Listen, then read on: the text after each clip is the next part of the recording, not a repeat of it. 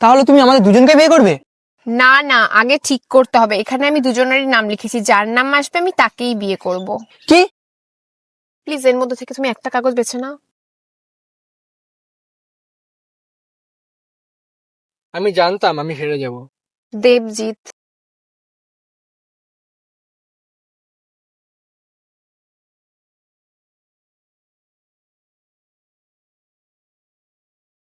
Debjit?